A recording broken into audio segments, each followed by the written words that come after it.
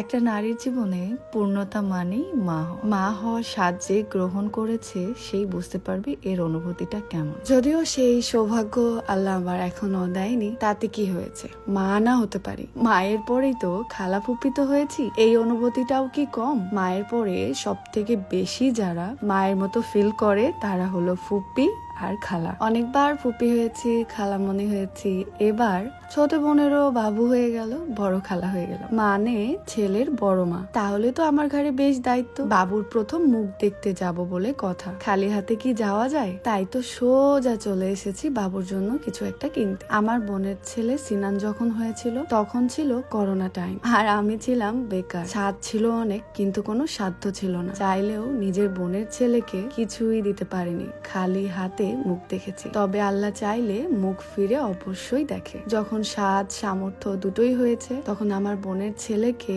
জান ভরে ভরে সবকিছু দিয়েছি, আর সে আমাকে স্মৃতিমা বলে ডাকে। খুবই অবাক লাগে যখন সে আমাকে মা বলে ডাকে, আমার প্রাণটা জুড়িয়ে যায়। আর কিছু সময় ভাবি যখন নিজের সন্তান ডাকবে মা বলে তখন কি ফিল হতে পারে। যাই হোক, আল্লাহ যা করে ভালোর জন্যই করে। এখন আসি বাবুর জন্য কি কিনছিলাম। ছোট বাবুকে জুয়েলারির মধ্যে কিছু দিতে হলে আমার সব থেকে পছন্দের হলো বালা। বালা দিতে আমার খুবই ভালো লাগে। মেয়ে বাবু হলে তো বাজে, ওইগুলো বালা দিতে খুব ভালো লাগে, আর ছেলে হলে বাজবে না, মানে ওই যে ঝুনঝুনি ছাড়া আর কি, ওই বালাগুলো দিতে আমার খুবই ভালো লাগে। আর এখন সোনা রূপার যে দাম, বাপরে বাপ, সত্য বাবুর জন্য একটা জিনিস কিনতে গেলেও মাথা ঘুরিয়ে যায়। এখানে রূপার এক জোড়া বালার দাম পড়েছিল 3400 টাকা। ওজনে কত আসছিল আমি একদমই ভুলে গেছি। আর বেশিরভাগ সময় রূপা আমি কিনি আমাদের সাহেব বাজারে পলক জুয়েলার্স থেকে। এখানে রূপার সব নিউ নিউ কালেকশন গুলো পাওয়া যায়। এখান থেকে বালা দুটো কিনে এখন যাব হসপিটালে। তার মধ্যেই দেখি আমার ভালোবাসার মানুষদের সাথে দেখা হয়ে গেছে।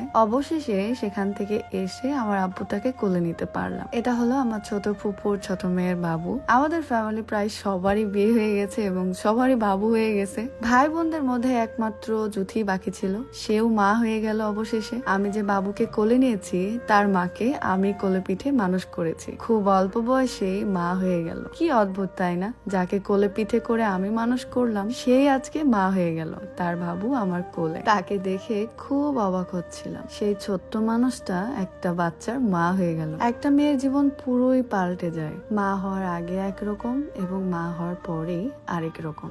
তার কথা শুনে মনে হচ্ছে সে আমার থেকেও অনেক বড়। সন্তানের প্রতি যত্ন, ভালোবাসা, টান, আহা, এ কি এক মায়া তাই না? কলিজাটা ঠান্ডা হয়ে যায়। একটা মা সন্তানের মুখের দিকে তাকিয়ে সারা জীবন পার করে দিতে পারে। ছোটবেলা থেকে আমি বাবু অনেক পছন্দ করি, আর ছোটবেলা থেকে খুব করে বলতাম তাড়াতাড়ি বিয়ে করব, তাড়াতাড়ি বাচ্চা কাচ্চা নিয়ে নিব। কিন্তু ভাগ্যে না থাকলে আসলে হয় না। আল্লাহ বাঁচিয়ে রাখলে এবং ভাগ্যে থাকলে হয়তো এমন দিন আমারও আসবে। ইস, ভাই বোনের ছেলে মেয়েদের প্রতি এত মায়া, এক একটা কলিজার টুকরা। সারাদিনের ক্লান্তি তাদের দেখলেই দূর হয়ে যায়। আমার আব্বুটাকে কত মিস করছি। ওর জন্য যে বালাটা নিয়ে এসেছিলাম, ভাবছিলাম এটা একটা স্মৃতি করে রাখার জন্য ওকে একবার পরিয়ে দেখি।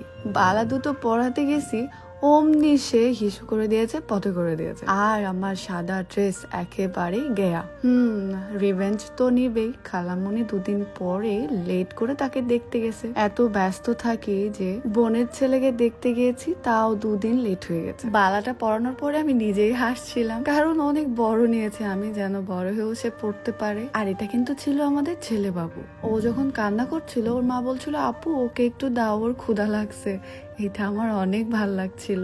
আসলে মা তো মাই, ছোট হোক পাগল হোক যেমনই হোক, মা তো দুনিয়াতে মাই হয় তাই না? এখানে অনেকক্ষণ ধরে খোঁজাখুঁজি করে আমি আর পপি নাম ঠিক করছিলাম। অবশেষে দুইজনের দুইটা নাম পছন্দ হয়েছে, আর সেটা হলো আরহাম জুবাইদ। নামটা কেমন হয়েছে অবশ্যই কমেন্টে জানিয়ে দেবেন। যদি আপনাদের সবার পছন্দ হয় এটাই হয়তো সিলেক্ট করব। আজকের ভিডিও এই পর্যন্তই। সবাই ভালো থাকবেন, সুস্থ থাকবেন।